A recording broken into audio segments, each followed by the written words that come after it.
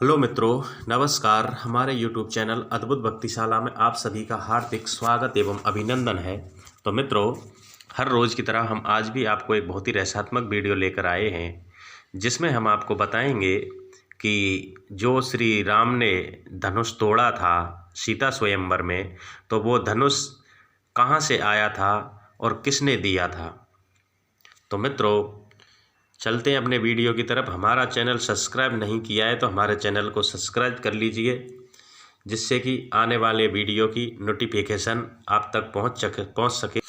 तो मित्रों, वीडियो बहुत ही रोचक है, जिसे वीडियो आप पूरा देखें। तो मित्रों, एक दिन प्रातःकाल राजा जनक से महर्षि विश्वामित्र ने कहा कि हे राजन, दशरथ के इन दोनों पुत्र कुमारों की इच्छा है कि पिनाक नामक धनुष को देखने की है।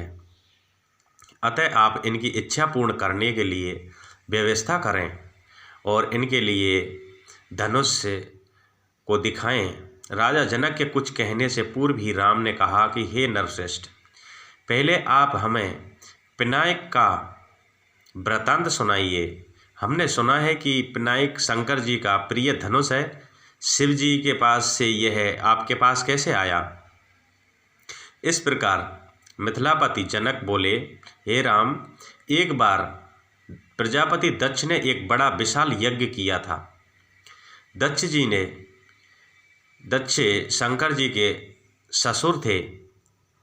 अपने जमात्मा में अप्रसन्न के कारण उन्होंने इस यज्ञ में ना तो शिव जी को आमंत्रित किया और ना ही अपनी पुत्री सती को।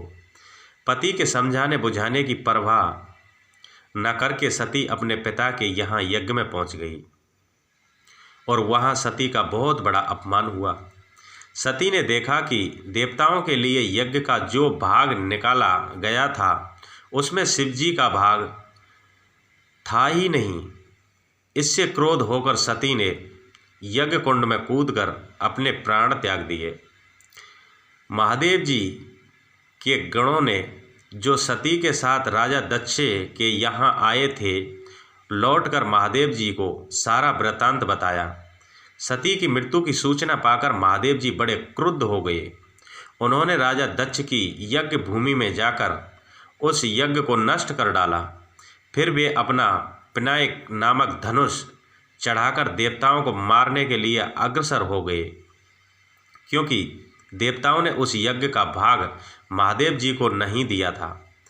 महादेव जी का यह रुद्र रूप देखकर सारे देवता बहुत भयभीत हो गए। देवताओं ने अनुनय विनय करने के पश्चात महादेव जी का क्रोध शांत कराया। क्रोध शांत होने पर महादेव जी ने पिनाक को देवताओं को दे दिया और कैलाश पर्वत पर लौट गए।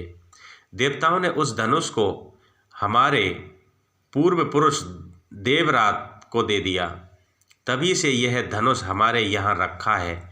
हमारे पूर्वजनों का स्मृति चिन्ह होने के कारण हम इस धनुष की देखभाल सम्मान के साथ करते आ रहे हैं। इसी बीच एक बार हमारे राज्य में अनावृष्टि के कारण सूखा पड़ गया, जिससे प्रियजनों को भयंकर कष्ट का सामना करना पड़ा। उस कष्ट से मुक्ति पाने के लिए मैंने एक बहुत बड़ा यज्ञ किया। पुरोहितों के आदेश अनुसार मैंने अपने हाथों से खेतों में हल चलाया। हल से भूमि खोदते खोदते भगवान की इच्छा से मुझे एक परम रूपवती कन्या प्राप्त हुई।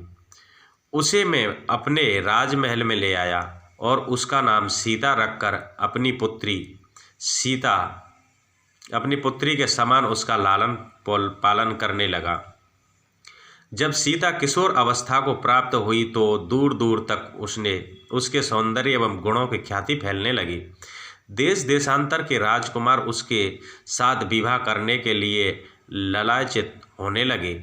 मैं अद्भुत पराक्रमी योद्धा के साथ ही सीता का विवाह करना चाहता हूँ। अतएव मैंने ये प्रतिज्ञा कर ली है कि शिव जी के धनुष पिनाक पर प्रशंसा चढ़ा देने वाला वीर राजकुमार ही सीता का पति होगा।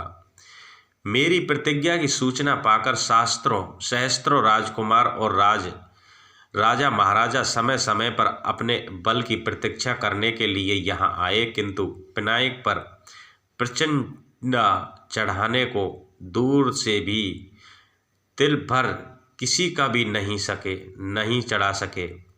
जब वे अपने उद्देश्य से इस प्रकार निराश हो गए तो वे सब मिलकर मेरे राज्य में उत्पात मचाने लगे, मेरे प्रदेश को चारों ओर से घेर लिया और निरीच्छ प्रियजनों को लूटकर आतंक फैलाने लगे।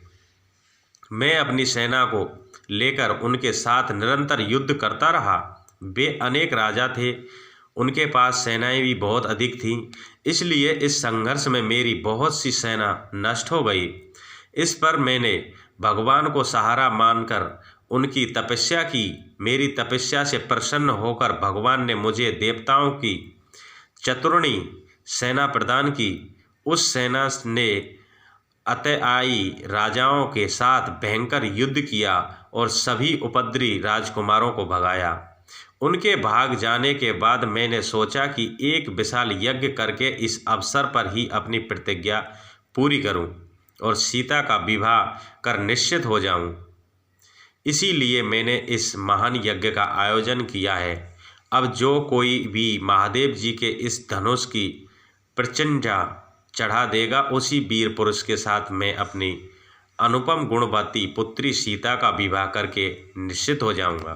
तो मित्रों, इस प्रकार से ये धनुष भगवान शिव ने दिया था और भगवान श्री राम का स्वयंवर में सीता से विवाह हुआ था, क्योंकि उस धनुष को तोड़ने वाला कोई नहीं था, भगवान राम ने तोड़ा था। तो मित्रों, यही हमारा वीडियो समाप्त होता है। कल आपको फिर न्यू वीडियो के साथ में उपस्थित होंगे। तब तक के लिए जय हिंद। हमारा चैनल सब्सक्राइब नहीं किया है तो हमारे चैनल को सब्सक्राइब कर लीजिए। नमस्कार।